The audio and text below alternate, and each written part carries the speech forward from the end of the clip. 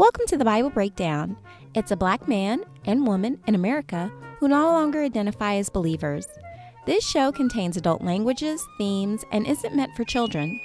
As black people, we respect the history of the black church in America, but its current state is massively abusive, and we think the Bible might be part of the problem. Listen and let us know what you think. Peace. And here we go, back for, how many times have we done this? How many episodes? Episode 11 of the Bible Breakdown. All right, I believe it starts on me. That's on you. So, are we doing the last time or? Yes. Last time on the Bible Breakdown, we did in fact get confirmation that Abraham and Sarah are half brother and sister. Lot was having sex with his daughters after the unfortunate demise of his wife when they were leaving Sodom and Gomorrah, and also the demise of their husbands, all very convenient. And we had some angels show up and tell Abraham that he was going to have a son in his advanced age, and everyone just thought that was hilarious. Yeah. All right. And one of his sons is Ishmael. So oh, yeah, and he had Ishmael with a slave. Lots of slave fucking. There was a lot of slave fucking last time. So now maybe there'll be more consensual sex in this in these 5 passages. I doubt it. Excuse me. The birth of Ishmael. Now Sarai, Abram's wife. Oh wait, which chapter are we on? Genesis 16. Wait, didn't we already do 16? I thought we were on like 21.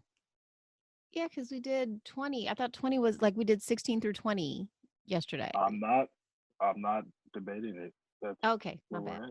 Okay. All right, the birth of Isaac on Genesis 21.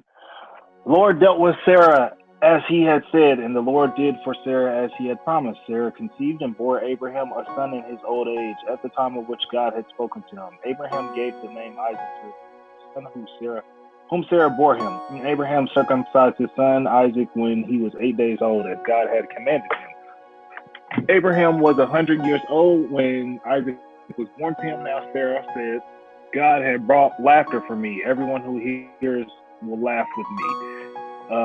Crazy bitch. And he said, who would ever have said to Abraham that Sarah would nurse children? Yet I've borne him a son in his old age. That sounds very irresponsible. Hagar and Ishmael sent away. Oh, shocker. Wait. What about 8? The child grew and was weaned. Yeah, that is Hagar and Ishmael sent away. If you would know this if you downloaded the Bible app, which you didn't do. The child grew and was weaned, and Abraham made a great feast on the day that Isaac was weaned. But Sarah saw the son of Hagar, the Egyptian whom she had born to Abraham, playing with her son Isaac. So she said to Abraham, cast out this slave woman with her son, for the son of the slave woman should not inherit along with my son Isaac. The matter was very distressing to Abraham on account of his son. Also was her fucking fault. But yeah, God you started this whole shit, and it sounds a lot like kind of like America right now. Like, we don't want to give shit to slaves. Boo. Sorry, go ahead. They don't, but things are happening to dismantle that. Anyway, but God said to Abraham, verse 12, but God said to Abraham, do not be distressed because of the boy and because of your slave woman. First, Sarah says to you, do as she tells you, for it is through Isaac that offspring shall be named for you. As for the son of the slave woman, I will make a nation of him also, because he is your offspring. So Abraham rose early in the morning and took bread and a skin of water. The fuck is a skin of water? You know, like the little wine skins, like those little, camelbacks things. And gave it to Hagar, putting it on her. Also, very, very terrible design, but or terrible what is it? What do you call it? Technical? I don't know. It just seems like that type of structure would easily become like torn. Yeah, they Nevertheless. were pooping in holes. They didn't have technology. Nevertheless, verse 14. So Abraham rose in the morning and took bread and a skin of water and gave it to Hagar, putting it on her shoulder, along with the child, and sent her away. She departed and wandered about in the wilderness of Beersheba. When the water in the skin was gone, she cast the child under one of the bushes. Then she went and sat down opposite him a good way off, in the distance of a bow shot, for she said, "Do not let me look on the death of the child." As she sat opposite him, she lifted up her voice and wept. And God heard the voice of the boy and the angel of God, and called to Hagar from heaven and said to her, "Why the fuck didn't he just do all this from the beginning? Like, why is he even having them walk?" Why Whatever. is Abraham sitting off his baby mama, like his first baby mama, like, man, here's some bread and some water, deuces. Didn't even give her any cattle, and he was rich in cattle. You could have given her at least a goat. Can't even give the bitch Really a goat. think that if he created the heavens and the earth, he could have just teleported them to where the fuck they needed to go. But whatever. Whatever. Slaves Verse can't inherit the same as non-slaves. That would be crazy. These are our protagonists. verse 17. And God heard the voice of the boy, and the angel of God called to her from heaven and said to her, "What troubles you, Hagar? Do not be afraid." You know what fucking troubles her? Why does he keep asking shit that he already knows the answer to? God is pissing me the fuck off. You know what? I was actually reading an article today about how like religious women are more likely to be abused and less likely to seek help. And it's probably because what they were taught as God is an abusive narcissist. So, Yeah, and taught that yeah. that's love. Or that he'll fucking save you, and he, Or you got kill to you, do it yourself whatever. sometimes. You just got to, and whatever comes to you, that's your fault. That's what you had coming. Back to verse 17. What troubles you, Hagar? Do not be afraid, for God has heard the voice of the boy where he is. Come lift up the boy and hold him fast with your hand, for I will make a great nation of him. Then God opened her eyes, and she saw a well of water. Ooh, mansplaining. She went and filled the skin with water and gave the boy a drink. God was with the boy, and he grew up. He lived in the wilderness. Okay, we're jumping time now, and became an expert with the bow. He lived in the wilderness of Paran, and his mother got a wife for him from the land of Egypt. Okay, so they basically went back to Egypt. Abraham and Abimelech make a covenant. Verse 22. At the time, Abimelech with Phicol, the commander of his army, said to Abraham, "God is with you in all that you do. Now therefore swear to me here by God that you will not deal falsely with me, or with my offspring, or with my posterity. But as I have dealt loyally with you, you will deal with me and with the land where you have resided as Edom." And Abraham said, "I swear it." When Abraham complained to Abimelech about a well of water that Abimelech's servants had seized, Abimelech said, "I do not know who has done this. You did not tell me, and I have not heard of it until today." What? But wait, when Abraham complained to Abimelech about a well of water that, so he's basically saying, "You brought this to me. I didn't know anything about it, and you didn't tell me to today." Yeah, motherfucker, I found out when I found out. Right, that's how linear time works. Like, what was I supposed to tell you before I found out? Oh, God. Okay, so anyway, Abraham, verse 27. So Abraham took a sheep and oxen and gave them to, why the fuck is he giving him anything? Them to Abimelech, and the two made a covenant. Abimelech must have more juice. So you fucked up my, what did he do? So Abimelech sees the water. I know. When Abraham complained to Abimelech about a well of water, okay, so he fucking took some water, and then now Abraham's fucking paying him for some shit. Fuck you, Abimelech. I'm telling you, Abimelech must have more juice. So Abraham took sheep. Who gives a fuck? God is on Abraham's side. You would think. So Abraham took sheep and oxen and gave them to Abimelech, and the two made a covenant. Abraham set apart 7 ewe lambs of the flock, and Abimelech said to Abraham, "What is the meaning of these 7?" Am I saying that? Ewe lambs? Yeah, ewes. Ewe lambs. that you have set apart. He said, these 7 ewe lambs you shall accept from my hand in order that you may be a witness for me that I dug this well. Okay, so he had to dig the whole fucking well and then give him some shit to basically say, this is what I'm doing. What the fuck? Therefore, that place was called excuse me. Therefore, that place was called Beersheba, because both of them wore an oath. When they had made a covenant at Beersheba, Abimelech with Phicol, the commander of his army, left and returned to the land of the Philistines. Abraham planted a tamarisk tree in Beersheba and called there on the name of the Lord, the everlasting God. And Abraham resided as an alien many days in the land of the Philistines. Okay.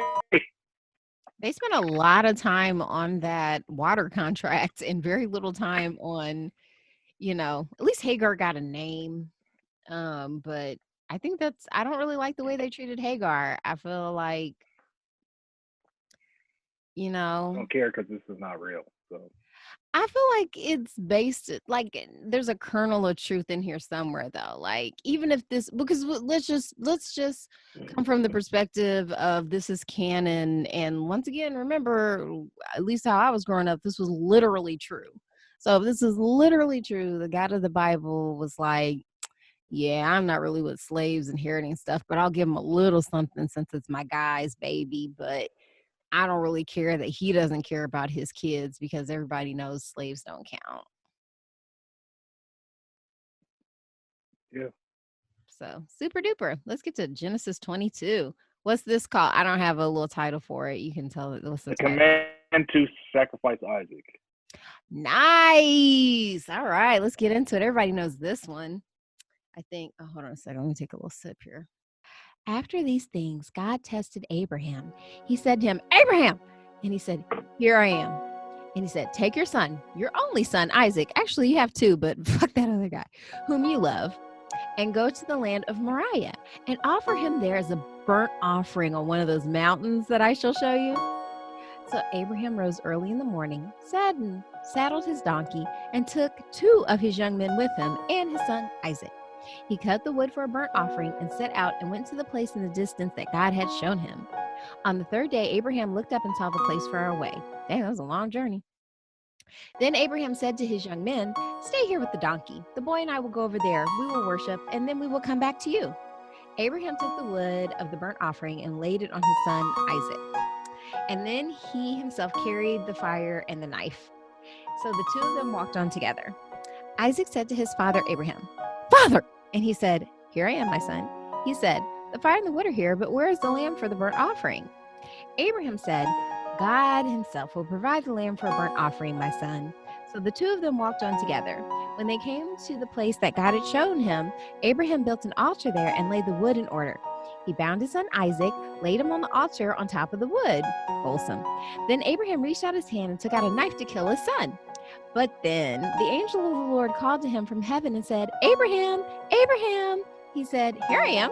He said, do not lay your hand on the boy or do anything to him. We were just fucking with you.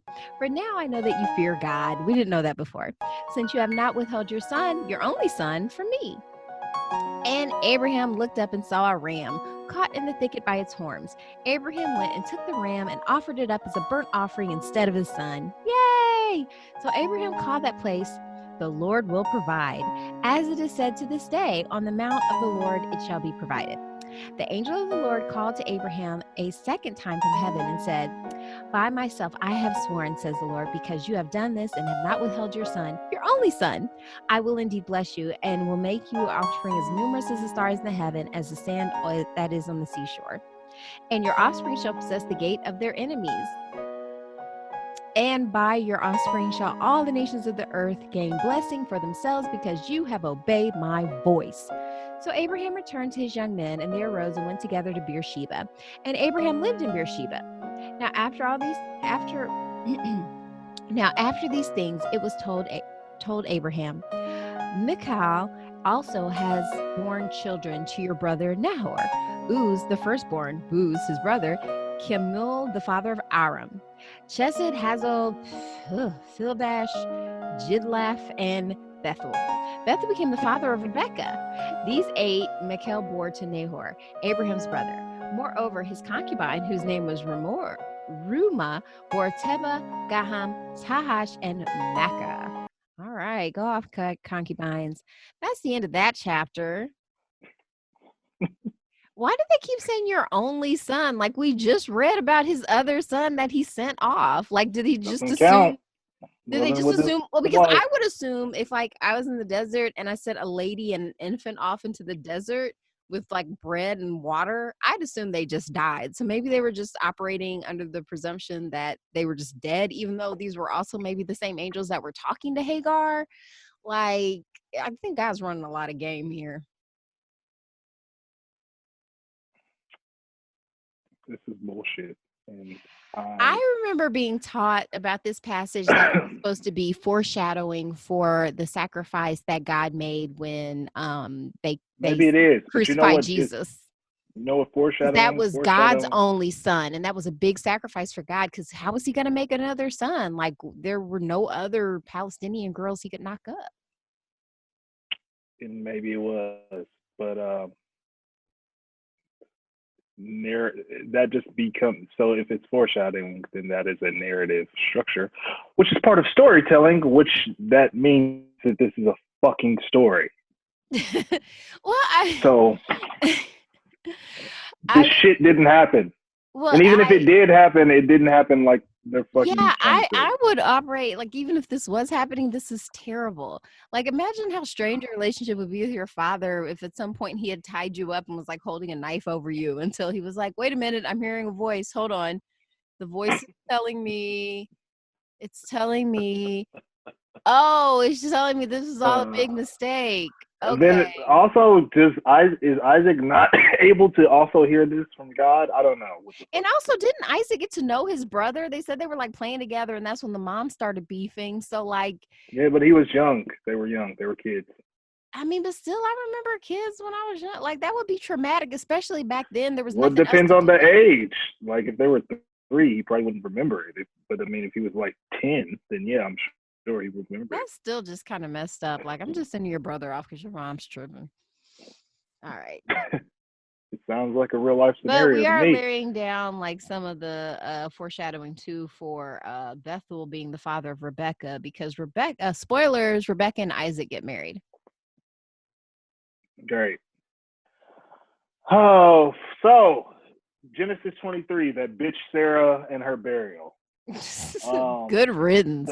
It's actually called Sarah's death and burial. Yeah, she's a terrible person. And she's the worst. And Abraham. But I guess she was hot, so yay. Was she? Well, because remember all those 100-some years old. Remember the Pharaoh, like, because Abraham knew on site when they were going into these new places, he was telling her, "Say you're my sister, so they don't try to kill me, so they can fuck you." So yeah, she was probably like a piece.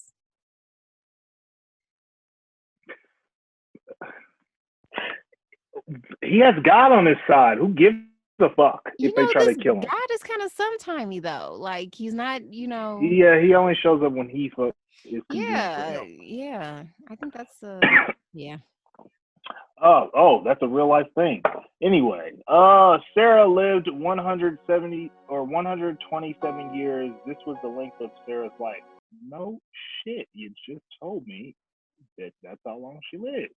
And Sarah died at Kiriath Arba, that is Hebron, not to be confused with Lebron, in the land of Canaan. And Abraham went into mourning for Sarah and to weep for her.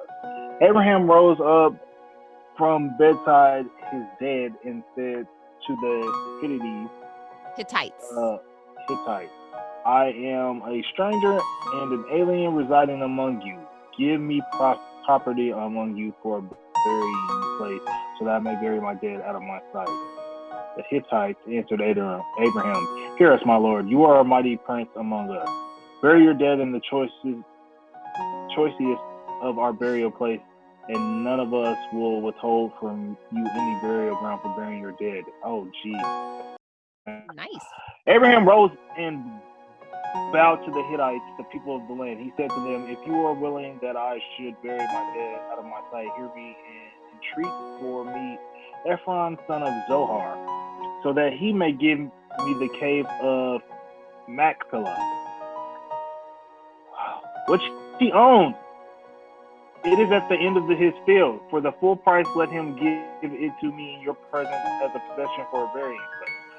Okay. Now Ephron was sitting among the Hittites, and Ephron the Hittite answered Abram in the hearing of the Hittites, "Of all who went in at the gate of his city, no, my lord."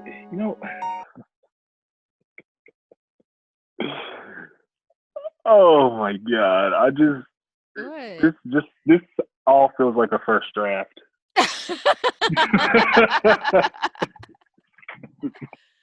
I was like, no notes. Oh my God! It's the way that this all feels is it just feels like a first draft. It's very clunky. It needs an editor.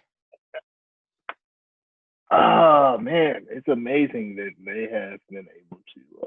You know what? Fuck it. It's from no competition for quite some time. Gosh, man. Yeah. This is okay. Anyway, he said to them, verse 8, chapter 23. He said to them, "If you are willing that I should bury my dead out of my sight, hear me and entreat me Ephron, son of Zohar, so that he may give me the cave of Machpelah, which he owns. It is at the end of his field. For the full price, let him give it to me in your presence as a possession for a burying place."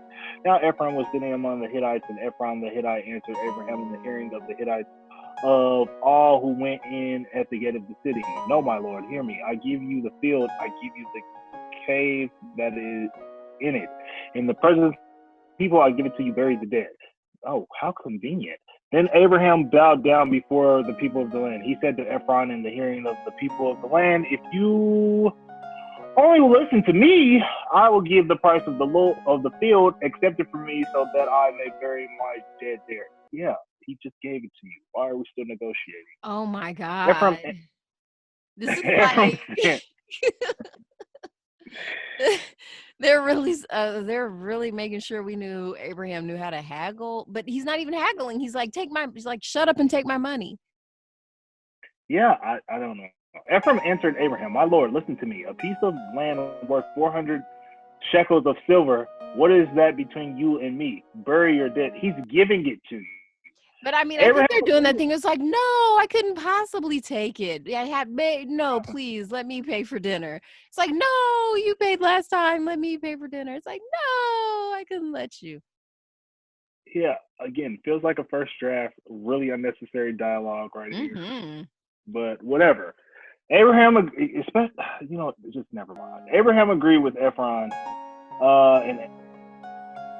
and Abraham weighed out for Ephron the silver that he had named in the hearing of the Hittites, 400 shekels of silver, according to the weights current among the merchants. So the field of Ephron in Machpelah, which was the east of Mamre, the field with the cave that was in it, and all the trees that were in the field throughout its whole area, passed to Abraham as a possession in the presence of the Hittites, in the presence of all who went in the gate of his city. After this, Abraham buried Sarah, his wife, in the cave of the field of Machpelah, facing Mamre, that is Hebron, in the land of Canaan. The field and the cave that is passed from the Hittites into Abraham's possession as a burying place. Neat. Whoa. So, like, if you had to teach a sermon on this particular chapter, what would the lesson be? 43-minute sermon. You got to stretch it out. Like, what is the lesson that we give the people? We're talking about Sarah's death and burial. Just always pay for the cave within the hearing of the people? I don't fucking know. Always, make sure you ask permission before you do some shit. I don't fucking know. It's all very fucking confusing. And again, it all just feels like a first draft. Alrighty. Well, Genesis 24. What's the title of this one? Is it The Death of Abraham? Hopefully. The marriage of Isaac and Rebecca. Oh, ding, ding, ding, ding. Let's look at love match. Now, Abraham was old, well advanced in years, and the Lord had blessed Abraham in all things. He said to his servant, the oldest of his house, who had charge of all that he had, "Put your hand under my thigh." Just really squeeze it. "And I will make you swear by the Lord, the God of heaven and earth, that you will not get a wife for my son, from the daughters of the Canaanites among whom I live, but will go to my country and to my kindred and get a wife for my son Isaac." So basically, I want to keep this inbreeding thing going. The servant said to him, "Perhaps the woman may not be willing to follow me to this land. Must I then take your son back to the land from which you came?" Abraham said to him, "See to it that you do not take my son back there. The Lord, the God of heaven, who took me from my father's house and from the land of my birth, and who spoke to me and swore to me, 'To your offspring I will give this land,' he will send his angel before you, and you shall take a wife for my son from there. But if the woman is not willing to follow you, then you will be free from this oath of mine. Only you must not take my son back there." So the servant put his hand under the thigh of Abraham, his master, and swore to him concerning this matter. Then the servant took 10 of his master's camels and departed, taking all kinds of choice gifts from his master. And he sent out and went to Aram Naharim, to the city of Nahor. He made the camels kneel down outside the city by the well of water. It was toward evening, and the time when women go out to draw water. And he said, "O Lord God of my master Abraham, please grant me success today and show steadfast love to my master Abraham." We need to get these hoes. "I am standing here by the spring of the water, and the daughters of the townspeople are coming out to draw water. Let the girl to whom I shall say, 'Please offer your jar that I may drink,' and who shall say, 'Drink, and I will water your camels,' let her be the one whom you have appointed for your servant Isaac. By this I shall know that you have shown steadfast love to my master," whose thigh I grabbed.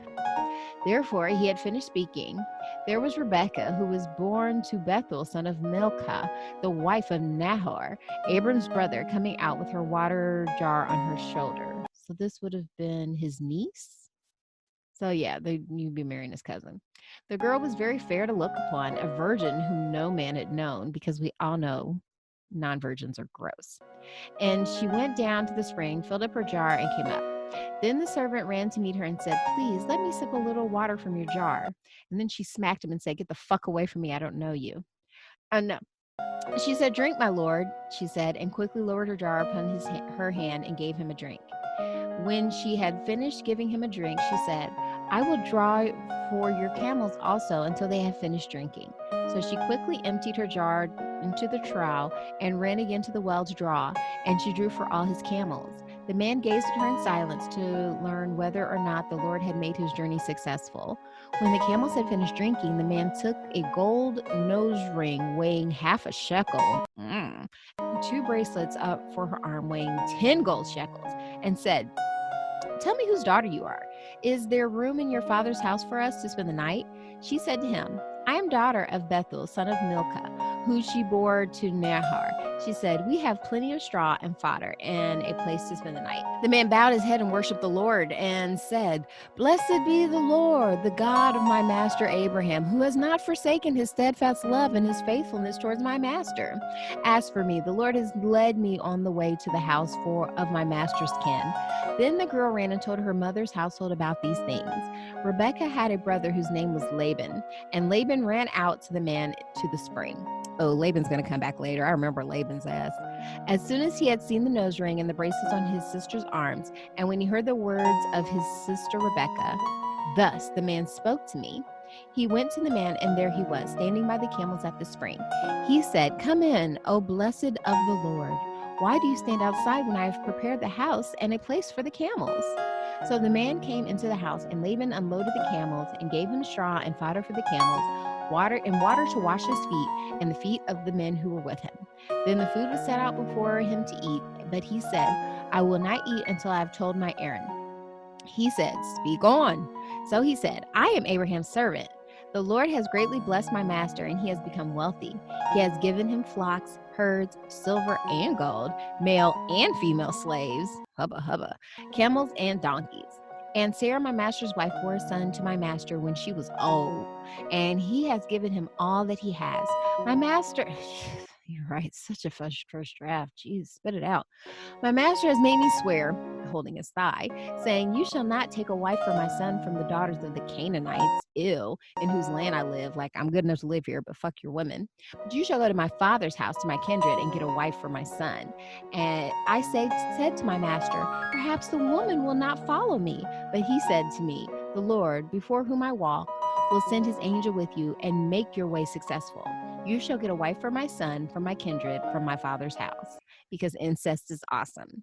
Then you will be free from my oath when you come to my kindred. Even if they will not give her to you, you will be free from my oath. I came today to the spring and said, oh Lord, the God of my master Abraham, if now you will only make successful the way I am going, I am standing here by the spring of the water. Let the young woman who comes out to draw, to whom I shall say, please give me a little water from your drawer to drink, and who will say to me, drink, and I will draw for your camels also. Let her be the woman who the Lord has appointed for my master's son. Before I finished speaking in my heart, there was Rebekah coming out of the water in her jar. We already know this.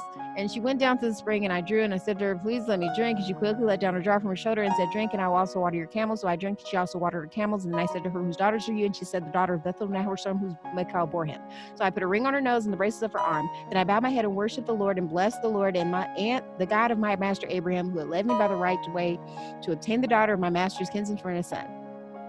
Now then, if you will deal loyally and truthfully with my master, tell me, and if not, tell me so that I may either return to my right hand or to the left. Then Laban and Bethuel answered, the thing that comes from the Lord, we cannot speak to you anything bad or good. Look, Rebekah is before you. Take her and go, and let her be the wife of your master's son, as the Lord has spoken. When Abraham's servant heard their words, he bowed himself to the ground before the Lord. And the servant brought out jewelry of silver and gold and garments and gave them to Rebekah. He also gave to her brother and her mother costly ornaments. Then he and the men who were with him ate and drank, and they spent the night there. When they rose in the morning, he said, send me back to my master. Her brother and her mother said, let the girl remain us for a while, at least 10 days. After that she may go. But he said to them, do not delay me, since the Lord has made my journey successful. Let me go that I may go to my master. They said, we will call the girl and ask her. And they called Rebekah and said to her, will you go with this man? And she said, I will. So they sent her away with Rebekah and her nurse, along with Abraham's servants and men. And they blessed Rebekah and said to her, may you, our sister, become thousands of myriads. May your offspring gain possessions of the gates of their foes. Then Rebekah and her maids rose up, mounted camels, and followed the men. Thus the servants took Rebekah and went his way. Now Isaac had come from Beer Lahai and was settled in Negeb.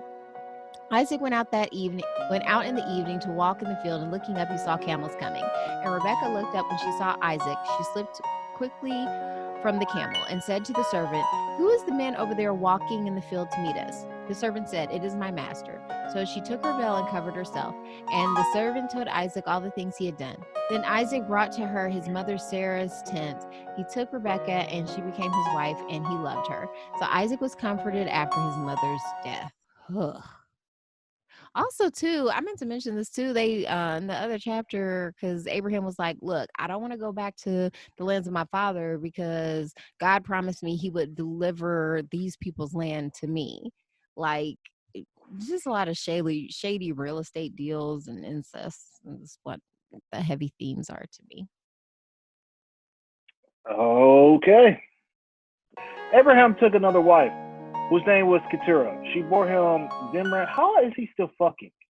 She bore him Zimran, God was with him. Jokshan, Midian, Ishbak, and Shua. Jokshan was the father of Sheba and Dedan. The sons of Dedan were Shuram, Letishim, and Lumimim. The sons of Midian were Midian were Ephah, Epher, Hanok, Abida, and Eldah. All these were the children of Keturah.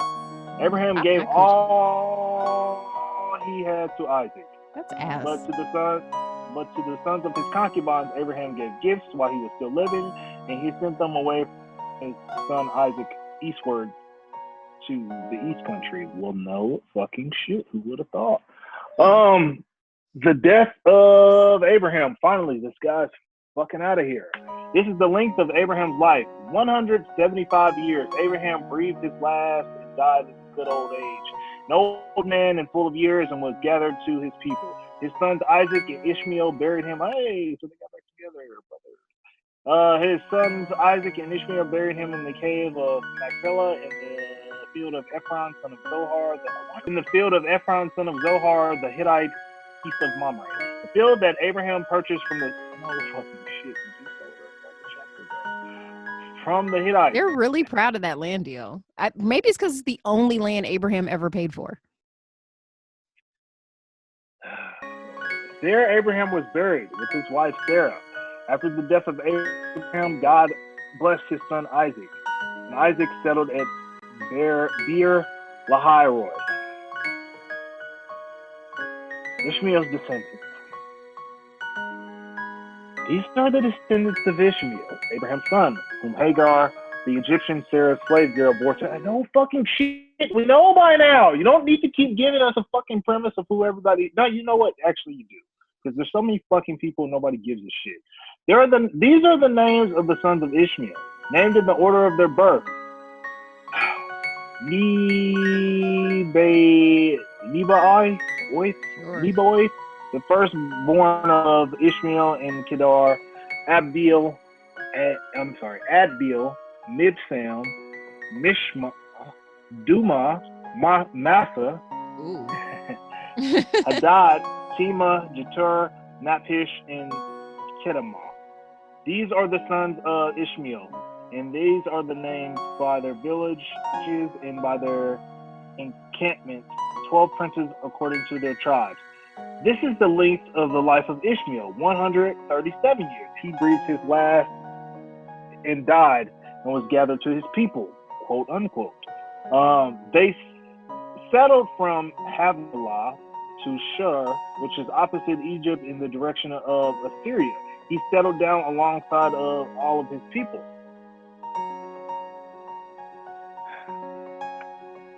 The birth and youth of Esau and Jacob. These are the descendants of Isaac, Abraham's son. Ishmael's not his son. Except they did drop the. You know what? It doesn't even matter. No. Abraham was the father of Isaac, and Isaac was 40 years old when he married Rebekah, daughter of Bethuel, the Aramean of Padan Aram, sister of Van, the Aramean. Laban, the Aramean. Isaac prayed to the Lord for his wife because she was barren. He was probably just fucking her in the ass. Wait, what? Why not? And the Lord granted his prayer, and his wife Rebekah conceived. The children struggled together within her, and she said, "If it is to be this way, why do I live?" She went to inquire to the Lord, and the Lord said to her, "Two nations are in your womb, and two peoples born of you shall be divided. The one shall be stronger than the other. The elder shall serve the younger." When her time to give birth was at hand, there were twins in her womb. The first came out red, all his body like a hairy mantle, so they named him Esau. I don't know why. I don't speak ancient Hebrew. I assume there's some sort of logic there. Afterward, his brother came out, in his hand gripping Esau's heel, so he was named Jacob. Okay, thanks for the lesson. Isaac was 60 years old when she bore them. When the boys grew up, Esau was a skillful hunter, a man of the field, while Jacob was a quiet man living in tents. Go figure. Isaac loved Esau because he was fond of game, but Rebekah loved Jacob. So basically, they Esau had was their a manly favorites. man. Yeah. Jacob was a mama's boy. Esau sells his birthright. Oh shit. Once, when Jacob was cooking a stew, Esau came in from the field and he was famished. Esau said to Jacob, "Let me eat some of that red stuff, for I am famished." Quote unquote. Therefore, he was called Edom. Oh, those are parentheses, not quotes. Oh, whatever. Jacob said, "First, sell me your birthright." Esau said, I'm saying quote unquote because there's no such phrase as parentheses. Yes, you can. Parentheses. You can say parentheses and then parentheses. No, I'm sorry, words mean things. they do, but however, you know what? In parentheses, therefore he was Edom. Jacob said, "First, sell me your birthright." Esau said, "I am about to die. Of what use is a birthright to me?" Jacob said, "Wait." So his brother is fucking hungry. Yeah, for some stew. That red stuff. And Jacob won't give him any unless he sells him his. But what the fuck? Yeah. Okay.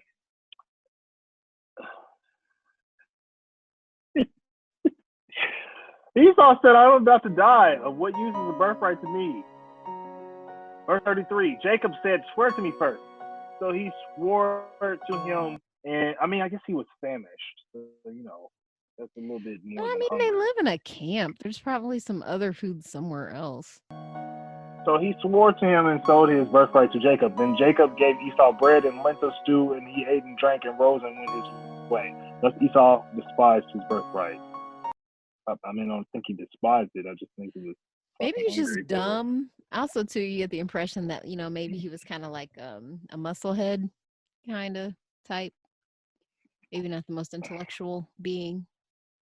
Yeah, I guess not. I will say the lessons I'm taking from this, if I had to preach a sermon on it, is that God loves people who commit incest. That seems to be his favorite kind of people. And as long as they circumcise their dicks, I mean, they're good with him. I'm just taking the fact that I don't even know. Well, I don't even know. I'm not going to preach a sermon on this. So. Yeah, but you know, that was just another reading of the good book. How great was that? We're better people now because we read, and now this is a part of our spirit, and now we know how to navigate complicated moral and ethical issues. The more I read this book, the more disdain I have for all the time wasted in fucking Catholic school. Oh, yeah. Okay, so what do we have coming up next? Up next is Isaac and Abimelech. Damn, Abimelech still? He's still alive? Esau's Hittite wives. Isaac blesses Jacob. Esau's lost blessing.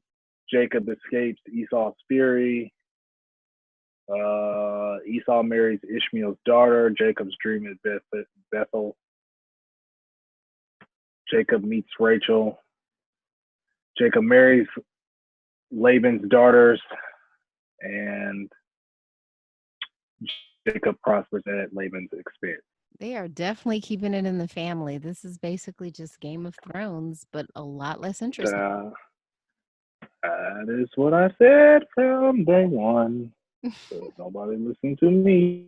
I listened. Give me a little credit. It's basically just that with no dragons. Oh, there's dragons. Oh, well, I can't wait to get to that. It's at the very end. It's going to take a while, but there's like a dragon. Oh. You gotta wait for it.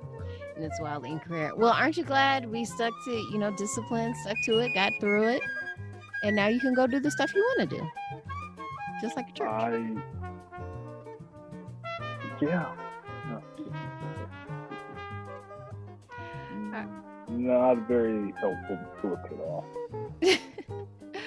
All right. Well, thank you for your time, sir. Yep. Thank you, ma'am. You have a nice evening. You do the same.